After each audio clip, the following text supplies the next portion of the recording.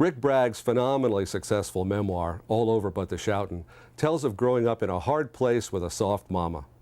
I spoke with this Pulitzer Prize-winning reporter for the New York Times at Birmingham Southern's annual conference, Writing Today. Bragg's book tells of his impoverished childhood, his alcoholic and absent father, and his remarkable mother. Bragg attributes his survival and success to his mother, who raised him in a place that most people wouldn't imagine even exists anymore. A lot of the people in that part of the world are one generation removed, or not even that, from hard mill worker, people who sweat for a living. You know, 3 generations removed from farmers, but more recently, you know, they worked in the pipe shops, they worked in, you know, in the rubber plant, they worked in the cotton mills where my brother works now, and they work hard for a living. And I think it doesn't matter what color they are, doesn't matter, not really even whether they're poor folks or blue collar working class folks or what. They can all kind of look right over their shoulder. Not all of them, but a lot of them look right, because I'm sure there are some effete Southerners that'd be insulted by by this, but a lot of the people that I love there can look right over their shoulder and see somebody who's got little scars on their arm from the pipe shop foundry, you know. And I just think that kind of hard work breeds not just good folks, but great storytellers. I believe that, because, you know, you sweat all day long, you come home, you don't want to sit silent. You want to rejoice in what you've earned. So I think I really believe it's bred some great storytellers. Aside from that job offer that took you from Jacksonville to your first full-time job, my reading of your story is that you think the moment when your daddy gave you that box full of books to read is one of the great single turning points. Since you've spent some time writing about your father, how did, on the one hand, he's a fairly disreputable guy and a source of great pain for you. On the other hand, there was this wonderful thing that he did. Well, how about your daddy? Well, I think a lot of my daddy was like a lot of men in that time and place, and I said that in the book, that there's nothing special about us in that regard. My daddy, you know, went off, fought a war, came back different, drank too hard, and didn't treat his family right. But my mother absorbed all that pain, or most of it. I saw it, I didn't necessarily always feel it.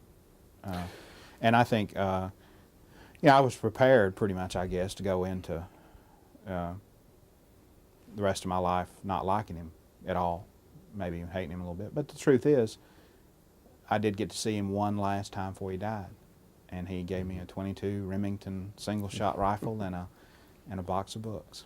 And the rifle burned up in a house fire, but the books I carried with me. I didn't keep them all. My mom sold some at a yard sale, and some of them just went away the way books do, but I still have a few of them. And yeah, I mean, the fact that he thought about me at the end of his life and bothered to go out and find me some books or give me some of his was...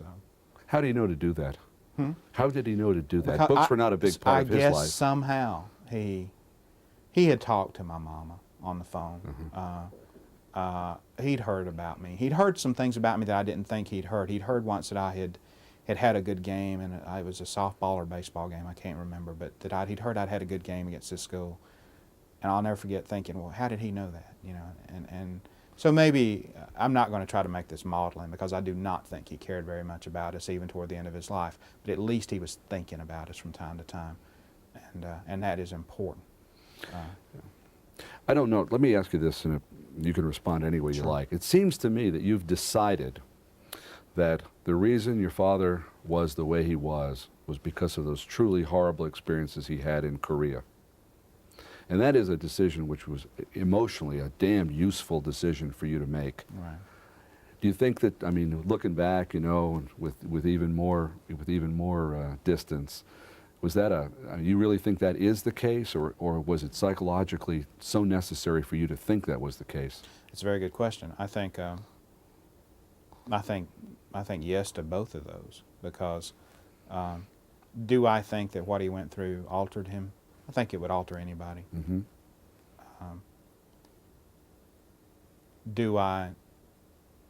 Do I know, because I know anything about psychiatry?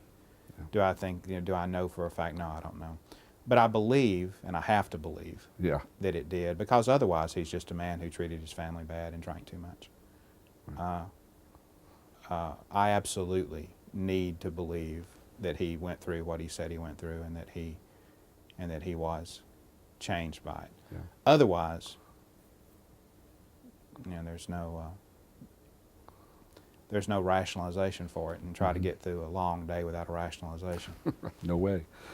Well, one of the things that I think sets your memoir apart from a lot of others, and I've read a good many memoirs in which there's a good deal of pain, people who had difficult childhoods, you know, abusive parents or downright hideous circumstances, much worse than yours. Oh, even. absolutely. But one of the things that I think really sets yours apart is it has a heroine. It has a character who is I mean, I don't think you overdid it. I'm not saying you made your mother into a saint, but a remarkable woman and a very likable woman. I tried hard to turn her into a saint. I think that was the only way that the story could be written. Why is that? Because I never wanted to. I never wanted to write a book where I talked about, oh, how hard we have it, how hard we had it. But if there's a victory in that somewhere, Mm-hmm. if there is this heroic figure in there, then you can take that. And my mom had I'm not explaining this very well, but my mother really did drag us up and down 1,000,000 miles of cotton field. My mom really did, On the end of a sack. right on the end Yeah. of a cotton sack. Yeah. My mama really did, take in washing and ironing. She really did do everything she could do to give us a chance or give me a chance to do things like this. And I got to hide behind her skirts in the book the same way I got to hide behind them when I was a little kid, when she would protect me from her dad. I was able to, by just telling a simple story about sacrifices that she made, which are not that different from what many mothers make. And so many people have written and said, I did that. I did that. My mother did that. My daddy did that. My daddy made those sacrifices. And sometimes they're not even poor folks, but they made sacrifices in other ways for their children. That gave me someone to build the story around. Mm-hmm. And, I don't think I could have written it. I don't think there's any way I could have written it if I hadn't had her to hide behind. Well, the picture of your mother on the cover is a wonderful picture. Yeah. Everybody likes it, and it's a fine cover. I searched through the book to look for any picture of your father. Yeah. I didn't find one. Is that a purposeful omission, or No, do you no. just didn't have a picture of your father? Not really. I only have one Uh-huh. of him, and I don't think it was like really purposeful. I think we just kind of didn't. Okay. It's about like that big. But I also wanted this to be. I did not want this to be a book where we paired my mother and my father off against each other in any way. Okay.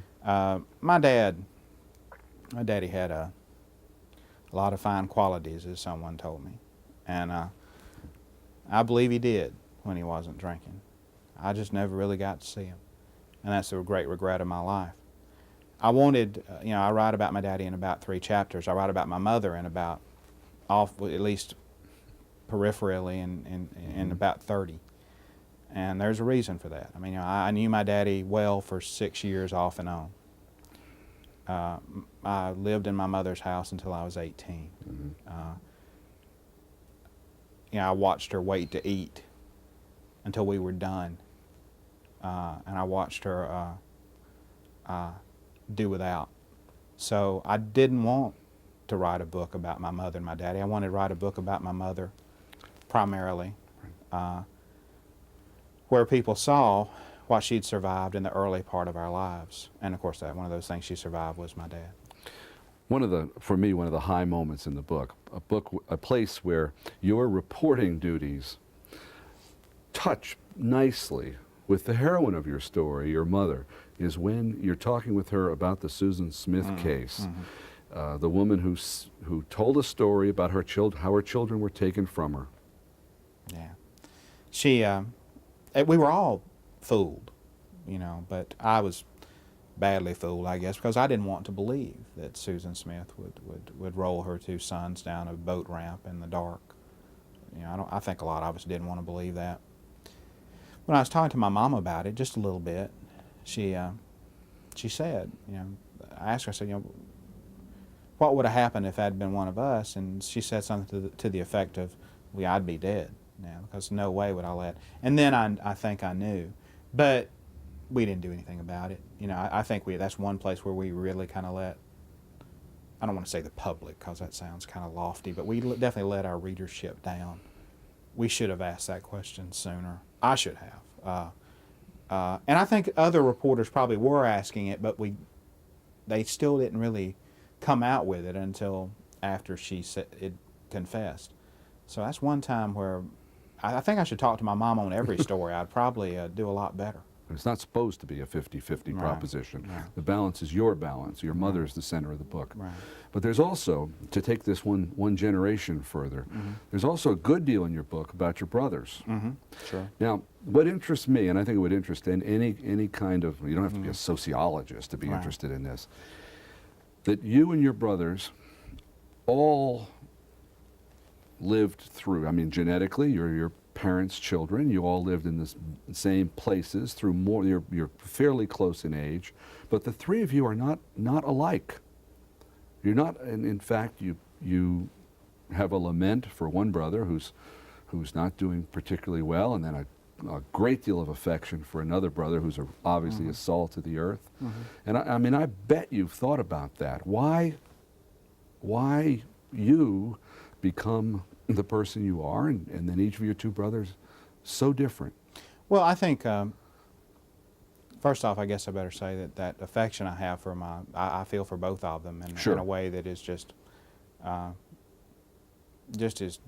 much for one as the other. They're both smarter than me, and I love them both. I never tell them that, because you don't say things like that in rural Alabama. You don't walk up to your brother and say, I love you. You don't do that stuff. First off, they probably hit you. But circumstances. My older brother Sam. Yeah. We did have the same parents, and we grew up in the same house. But my older brother Sam, being the oldest, had to shoulder more of the responsibility. And this is an old story, same old story.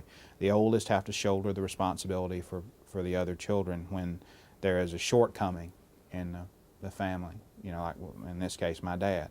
And my brother Sam went out and dug coal out of the mud. I'll never forget watching him do that, so that we would have coal for a heater, had a coal burning heater. This sounds like Depression era stuff, but this is the 1960s. Right. He really did go out and work so that he could have things for himself that I did too later on, but he had to work harder and more. He had to come in from school, and he'd go help my Uncle Ed break down truck tires, to make a few dollars. He helped. By the time I got old enough to do some of that, there was less need for it. We were already a little older. Life had gotten a little easier. Not a great deal, but life had gotten some easier. So circumstances, I think, cheated Sam out of a lot of things. He's smart. He really is. And he could have done a lot of things. I said once, he can take anything apart and put it back together again, and I just stand there looking at it dumbfounded. Right. My little brother, Mark, is the same way. He's brilliant in ways that I'm just a total fool. He can sight down a 2x4 and tell you by sighting down it like a rifle barrel whether it's true or not. and how far off it is if it's not true. You know, he can do anything, make anything with his hands. Do arithmetic in his head that would befuddle me. I can't even do long division. He's that bright. He just happened to kind of stumble into the same trap that I think my daddy did, but not nearly so deeply, and not nearly so quickly. And I believe he's going to be fine. Yeah, that shows too. Yeah. No, when I remarked that there was a kind of a lament about your, about your kid brother, it's a lament based on affection, the same as your happiness with your older brother. Not that you don't love him. If I could ever get anything, if I could ever get anything through to him, and you can't really talk about this one thing, he'd punch me. But the only real worry I've had in my life, except for my mom, trying to make sure my mom's all right and take care of her and make sure that everything's okay. And my brother Sam shares that worry. It's just making sure that when I'm an old man, that my little brother Mark is around to still make fun of me. I want that to happen. Taking care of your mother. Now, one of the things that occurred to me early in this book, and you talk about your own lack of expertise in mathematics, what you needed was somebody to explain mortgages. Not mathematics, but time payments. Yeah. You wanted to buy your mother a house, and everybody reading the book says, boy, that's a great idea, and the sooner the better. You knew that you could buy houses on time, yeah, right? I figured that out. But this is the truth, is and I think I said it in the book as accurately as I can say it. If you grow up the way that we grew up, and I'm not whining, because my playing field has been level for a long time. I've been fine for a long time. If anything, I've had great advantages. But there's always a feeling that the good things in life are just temporary. There's a feeling that it'll all go away, because you've seen it go away. You've seen the kind of cozy, certainly not comfortable, but kind of like we would be comfortable in a little house in my grandma's house, and then my daddy'd come and we'd go away for a while, and then there'd be uncertainty and all those things. And again, this gets kind of a psychological babble, but I guess what I'm saying is that you always think that the good things in your life may be temporary. This may be temporary for me. I know people roll their eyes and smirk and say, "How can you've won the Pulitzer Prize, and you work at the New York Times, and you've written a good book." But still, I always think, Bear Bryant used to think that if he ever had a losing season, he'd have to go back to Fordyce, Arkansas, and plow. And I'm nowhere on Bear's level, but I do think that it could be temporary and that it could go away. And I wanted her house to be free and clear. I wanted it to be something that no one under any circumstances could ever take away from her. So I paid cash for it. And it took longer, but we paid cash for it. And now it's going to be there. It's going to be there forever. Well, that is a wonderful moment in the book when you finally do save up enough money to pay cash for the house and move your mother into it. And she loves it. I think she does. At first she was very lost in it. She would, it was a little too big for her, I think. And she was a little lost, and she would kind of wander from place to place. But now she told me the other day, she said, "Oh, honey, I've got used to it now." But I think she liked it. Sure. And it's got things in it that make life easier. She doesn't have to tote in wood to stay warm. She just turns the dial on the central heat and air. And central heat and air might not be a big deal to most people, but believe me, to hit that little thing and hear that air click on is an amazing thing for some folks. And she, it's got one of those ovens that you don't have to bend over to check to see whether the biscuits are, it's up high, and I just think she's feeling at home there, and she's covered it up in flowers like I knew she would. And has it got a lot of furniture in it? No, that's the only thing she Is this a family trait? Having no furniture? We actually, she's lived her whole life in houses, in little bitty houses, that were completely covered up and cluttered, because I swear sometimes it seemed like there'd be a couch sitting on top of a couch sometimes. It just was that cluttered. And she doesn't want that. She wants to move around in space, and I think that's one reason why I don't have much furniture. We'd hate to sit like this all the time. And so now you could almost play handball in summer in there. But she, one thing she did do that is worth talking about, she fixed me a room. And she fixed it the way she would have fixed it if we'd had that house when I was a little kid. And I don't know if she did it on purpose, but it's got a globe in it, a earth globe. It's got a little desk where you can sit and write if you want to. The bed is not shoved up against a wall, and so you've got it's a room like a boy would have a room. It's got a gun rack with a fishing rod on it. It's that kind of room, and every time I go in there, That's the room you would have had as a teenager, a little boy, if you had been a middle-class family in the 60s. That's exactly it. Yeah. And I've got it now. I don't get to stay there very much, but I've got it. I was, as I read through, I was impressed, in a sense, with your honesty about your defensiveness about other people's educations. It comes up a number of times, and I thought, this man is, not only is he defensive, but he knows he's defensive, and he's made it a theme of his book. Then you get the Nieman Fellowship, and you go to Education Central in Cambridge. How do you think that's changed you now? Are you comfortable with hanging around with a lot of Ivy League graduates and PhDs? No, I was always more or less comfortable with it. I was just cognizant of the difference. And unfortunately, a lot of these folks would make you cognizant of the differences between you. I was once joking with a reporter who had gone to Yale, I think, and I said, well, I'm not real bright. And that's something we Southerners say, because that means we're about to take your money. Or we're about to trade cards with you and or sell you a three-legged mule. I mean, usually most people are bright enough to know when we say we're not real bright, what we're getting ready to do is get you. And he didn't know that. And he said, well, that's okay. I'm not real bright. That's okay. That's all right. You're doing all right. And but I think going to Harvard was funny. The nicest thing that happened was, so I was getting ready to go there, and my brother Sam, I went home to Alabama first before going up there, and we were sitting around with a bunch of good old boys. We were out leaning on a pickup truck, just talking about nothing really, and just out of the blue. And these are guys who we talk about fishing, we talk about women, we talk about dogs, we talk about hunting, but you don't talk about higher education. And these guys who work with their hands. And he said out of the blue, Ricky's going to Harvard. And one of the old boys said, kind of nodded his head, said, well, that's good. And it was nice. I mean, he was proud of me for going.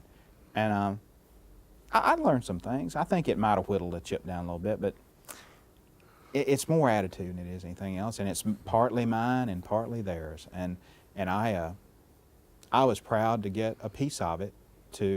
Envy, partly, I've always envied people their better educations, and I admit that.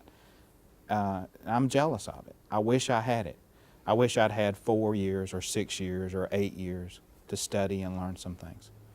Instead, I learned them in other ways. And that cliche about the school of hard knocks, that's not what I'm saying.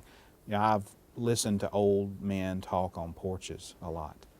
I've listened to people who've seen terrible things talk about them in detail.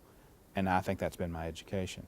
But I would have loved to have had 4 years to go to some place with ivy on the walls and listen to smart people talk about things. Instead, I got a year of it. And I got a year of it when I was 32 or 33, and that's okay. Well, I sure have enjoyed this. Thank you for taking time to come in. My pleasure.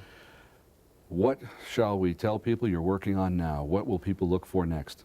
Well, I think the New York Times would fire me if they knew I was working on anything else. But I do want to do, there's a lot of ambiguity in writing a book, writing a nonfiction book. You can't wrap everything up nice and neat. You can't do it.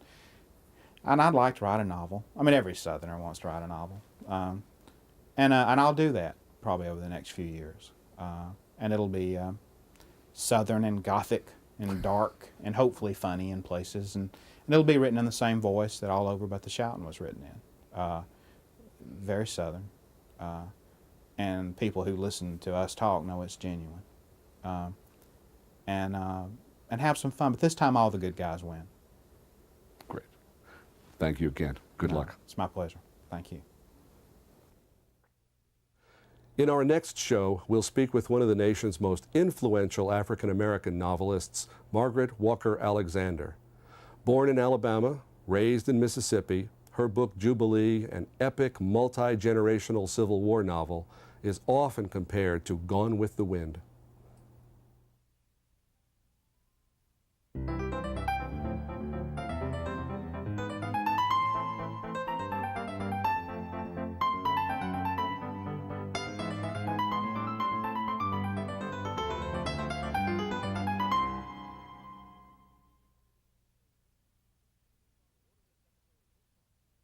To order this episode of